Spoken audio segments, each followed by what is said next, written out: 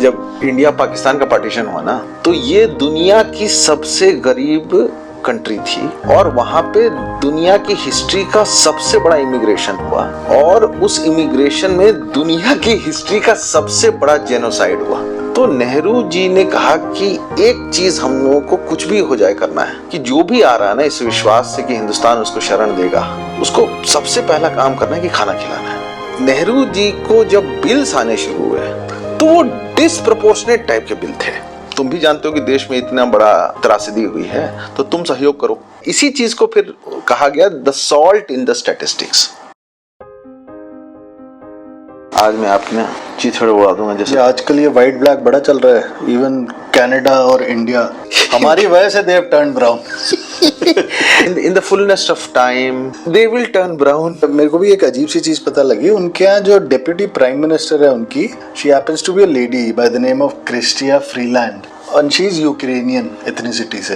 They have put some immigration policies in place. तो इस तरह यूक्रेन से कोई आएगा तो उसको 2000 कितना इन्फ्लक्स हो रहा है दैट इज नॉट नोन कि कितने लोग आ रहे हैं। एटलीस्ट पब्लिक डोमेन में ऐसे फिगर्स अवेलेबल नहीं है अभी। तो वर्क वीजा का उनको प्रॉपर मिला हुआ है, हाउसिंग मिल रहा है, which is the need of the hour for them also. आपके ना इस कथन से मेरे को याद आया, ये जो इमिग्रेशन वाली जो प्रॉब्लम होती है ना, पहले मेरे को चला लेने दीजिए। इमिग्रेशन वाली जो प्रॉब्लम होती है,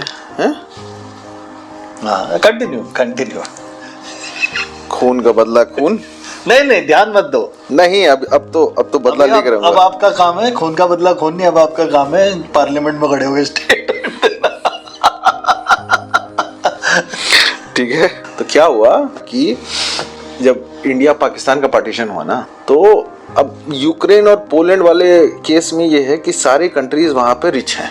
मतलब इवन आज के डेट में भी Ukraine is still very rich than compare to an average Indian. लेकिन जब हिंदुस्तान और पाकिस्तान को अलग किया गया था तो ये दुनिया की सबसे गरीब कंट्री थी और वहां पे दुनिया की हिस्ट्री का सबसे बड़ा इमिग्रेशन हुआ और उस इमिग्रेशन में दुनिया की हिस्ट्री का सबसे बड़ा जेनोसाइड हुआ।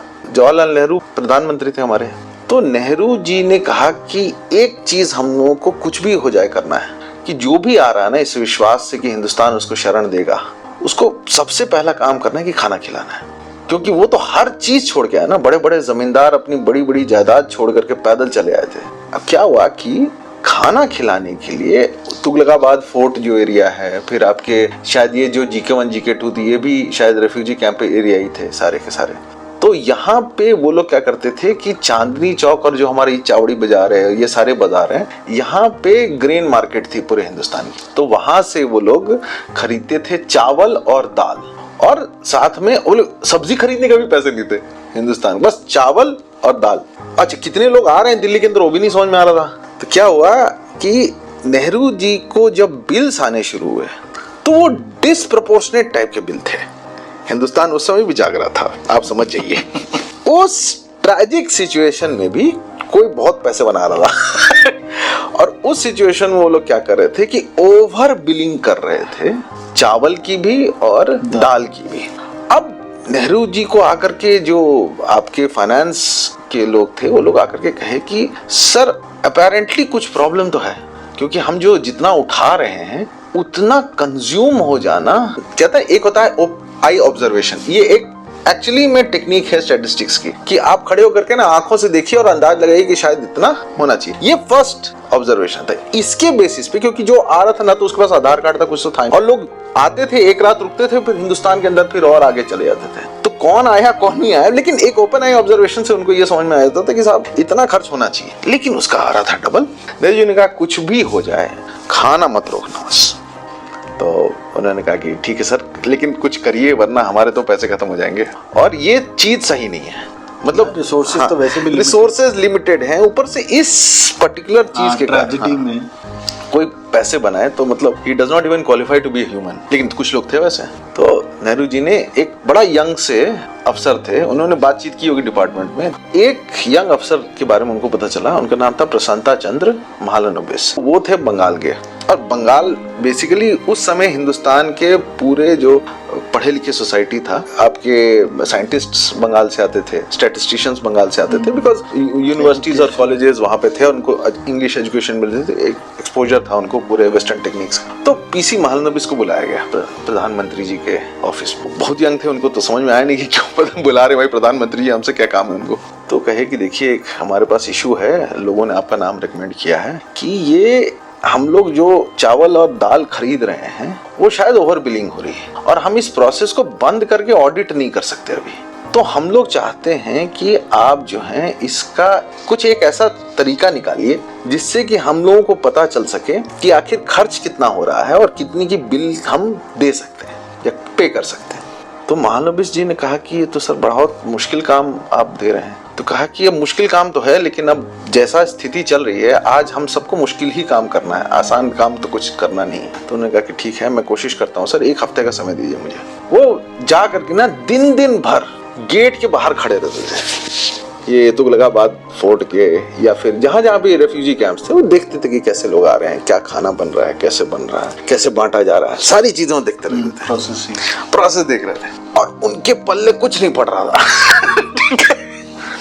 लेकिन उन्होंने कहा कि नहीं इतना अच्छा, ही वॉज मैथमेटिशियन ऑल्सो, तो उन्होंने कहा कि ये इतना गणित जानने के बाद भी अगर मैं इस प्रॉब्लम को सॉल्व नहीं कर पाया ना तो फिर मेरी पढ़ाई में कुछ ये है दिक्कत है, तो ये तो मैं करके रहूंगा। डिटर्मिनेशन उनमें जबरदस्त था और वो कुछ के ऊपर भी उंगली नहीं उठा सकते थे, आप ये समझिए। और ये टॉप सीक्रेट मिशन था, ये ऐसा नहीं था कि आप पब्लिकली बता सकते थे, क्योंकि लोग पब्लिकली बताते तो उसका दूसरा रिपरकशन आ जाता।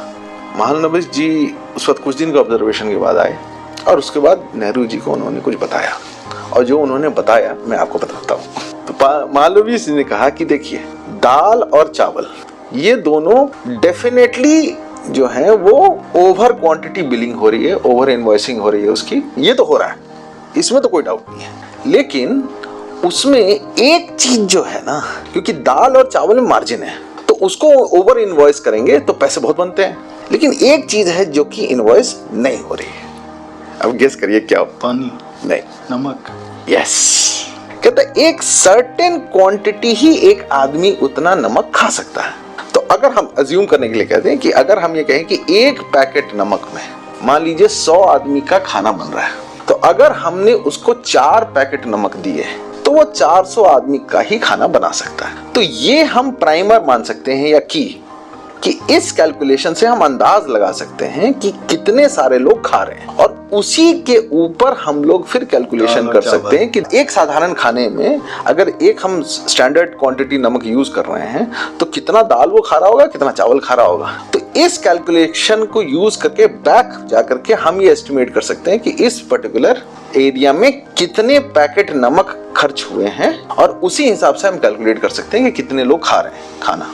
तो नेहरू जी ने कहा कि लेकिन अगर ये बात बाहर आ गई तो लोग नमक भी ये करने लगेंगे, मतलब होड़ करेंगे या फिर उसके साथ भी कुछ करेंगे। बोला हाँ, तो ये टॉप सीक्रेट है, ये मैंने आपको बता दिया। तो उन्होंने कहा कि इतना बता तो दिया तो ठीक है, अब आप कागज और पेंसिल उठाइए और बैठ करके रोज यही कैलकुलेशन करिए।